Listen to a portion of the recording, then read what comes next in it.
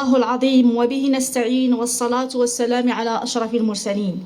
فيما يلي كلمة السيد رئيس المنطقة الإقليمية للأمن بهذه المناسبة المجيدة، فليتفضل مشكورا. الحمد لله وحده، والصلاة والسلام على رسول الله وآله وصحبه.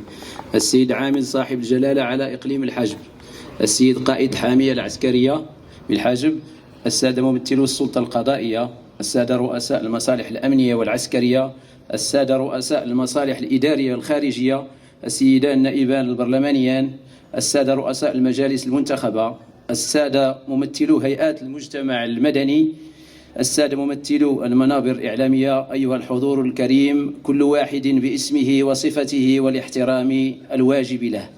يمثل 16 من شهر ماي من كل سنة موعدا متجددا للاحتفاء بذكرى تأسيس جهاز الأمن الوطني، وهو مناسب للإشادة بقيم التضحية والتفاني ونكران الذات التي تبصم عليها كل مكونات أسرة الأمن الوطني، وإبراز الدور المحوري والمهم الذي تطلع به المديرية العامة للأمن الوطني ومراقبة التراب الوطني في التعبئة من أجل صون أمن المواطنين وضمان استقرار الوطن.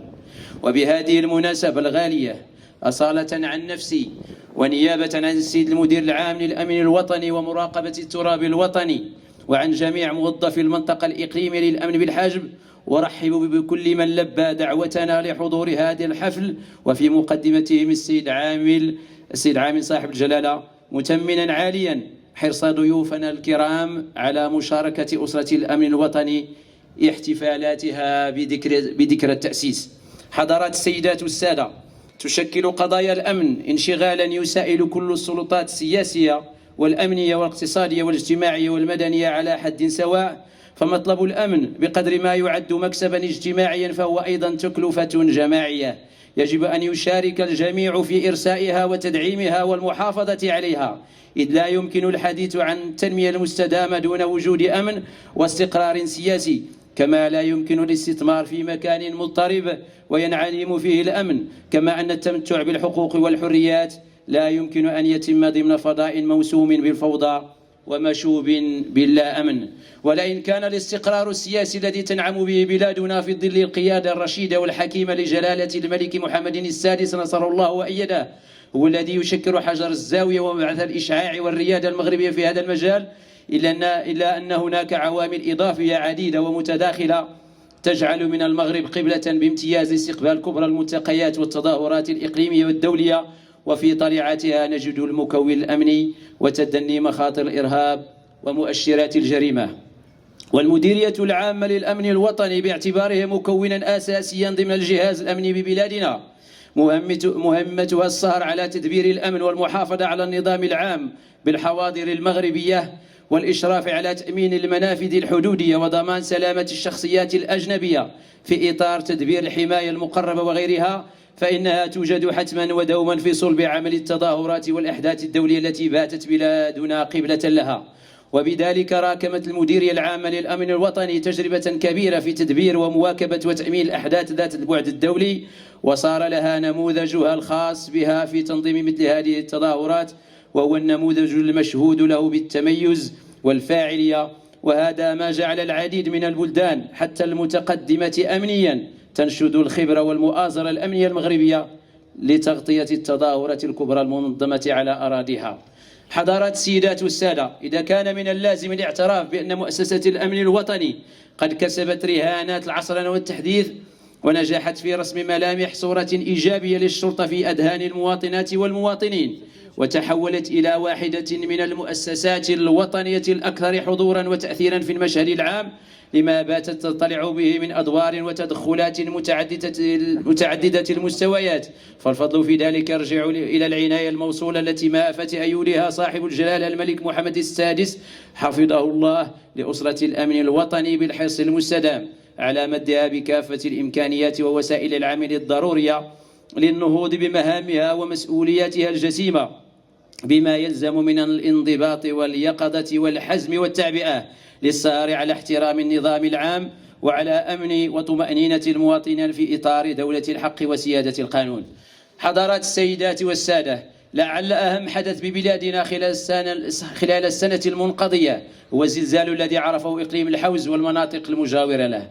وقد بادرت المديرية العامة للأمن الوطني إلى تفعيل بروتوكول تدبير حالة الطوارئ، حيث عبأت على وجه السرعة مواردها البشرية ووسائلها العملياتية للمشاركة في التخفيف من حدة هذه الكارثة الطبيعية، إلى جانب السلطات المحلية والوقاية المدنية والقوات المساعدة والقوات المسلحة الملكية، فضلا عن المساهمة في عمليات الإنقاذ والإغاثة والبحث عن المصابين والجثث تحت الأنقاض، علاوة على مواكبة العمل النظامي لمصالح الأمن والاطلاع بمهامها الأساسية المتجلية في صون أمن المواطنين وممتلكاتهم. وقد تبين البعد الإنساني والتضامن للأسرة الأمن الوطني ولمراقبة التراب الوطني من أجل إنجاح العملية التضامنية الهادفة إلى إنقاذ الأرواح من خلال مساهمة موظفي الشرطة في حملة التبرع بالدم.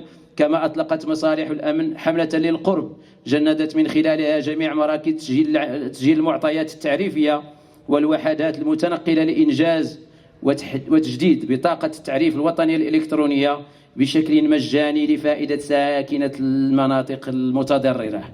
إن التفاعل الفوري لمصالح الأمن الوطني مع هذه الحالة الطارئة وتفعيلها لجميع وسائلها العملياتية مكن من المساهمة بشكل فعلي في صناعة القرار واتخاذ التدابير المناسبة بشكل فعال، حيث استطاعت مصالح الأمن الوطني من خلال منظومة جمع وتحليل المعطيات الميدانية من توفير صورة متكاملة حول حجم الأضرار ببعض المناطق الحضرية، فضلا عن إعداد تقييم أولي حول هذه الأضرار بالمناطق الجبلية الأكثر تضررا.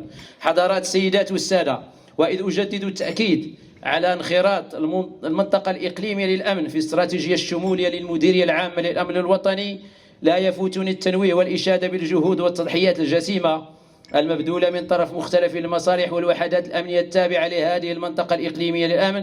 فبفضل هذه التضحيات والمجهودات التي بذلتها مختلف مكونات هذه المنطقة الأمنية تحققت نتائج إيجابية خلال الفترة الممتدة من 16/5/2023 إلى 15 ماي 2024. استعرض بعضا من إحصائياتها على سبيل المثال إلى الحصر. عدد الأشخاص الموقوفين المحالين على العدالة 890 شخصا متورطا في مختلف أنواع الجرائم. عدد الذين أخضعوا لتحقيق الهوية 42,608 أشخاص. عدد البطائق الوطني للتعريف الإلكترونية المنجزة 13,336 بطاقة. عدد بطائق السوابق المنجزة 4,537 بطاقة. عدد بطائق الإقامة المخصصة لأجال المسلمة 30 بطاقة. عدد شواهد السكنى المنجزة 5,048 شهادة. عدد الشواهد الإدارية الأخرى 540 شهادة. وفي مجال الأمن المدرسي قامت الخليتان التابعتان لهذه المنطقة الأمنية المكلفتين على التوالي بتأمين محيط المؤسسات التعليمية وبالتحسيس بالوسط المدرسي بتدخلات بمحيط مختلف المؤسسات التعليمية العمومية والخاصة. كما تم تنظيم حصص تحسيسية لفائدة التلاميذ للتوعية بمخاطر الجنوح والإدمان والتحسيس في مجال السلامة الطرقية والتعريف بمخاطر التدخين واستهلاك المخدرات وكذا الجرائم السبرانية والشغب الرياضي، فضلا عن ترسيخ قيم المواطنة والتسامح. وقد بلغ عدد التدخلات التي تمت مباشرتها منذ انطلاقة الموسم الدراسي الحالي 12 تدخلا. كما وصل عدد الزيارات إلى 164 زيارة، شملت 17 مؤسسة تعليمية استفاد منها ما مجموعه 6,317 تلميذا.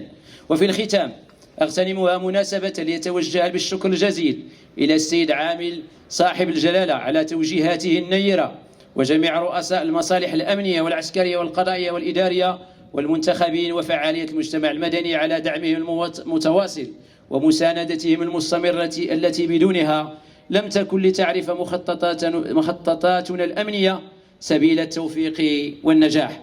أبقى الله مولانا الإمام حصنا حصينا وذخرا ثمينا لشعبه الوفي، وأدام عزه ونصره وأسبغ عليه أرضية الصحة والعافية، وأقر عينه بولي عهده صاحب السمو الملك الأمير جليل مولاي الحسن، وشد عضد جلالته بسنوه السعيد صاحب السمو الملك الأمير مولاي رشيد، وبسائر أفراد الأسرة الملكية الشريفة، إنه سميع مجيب. وخير ما أختم به قول الباري عز وجل في محكم تنزيله: بسم الله الرحمن الرحيم. رب أوزعني أن أشكر نعمتك التي أنعمت علي وعلى والدي وأن أعمل صالحا ترضاه وأدخلني برحمتك في عبادك الصالحين. والسلام عليكم ورحمة الله تعالى وبركاته.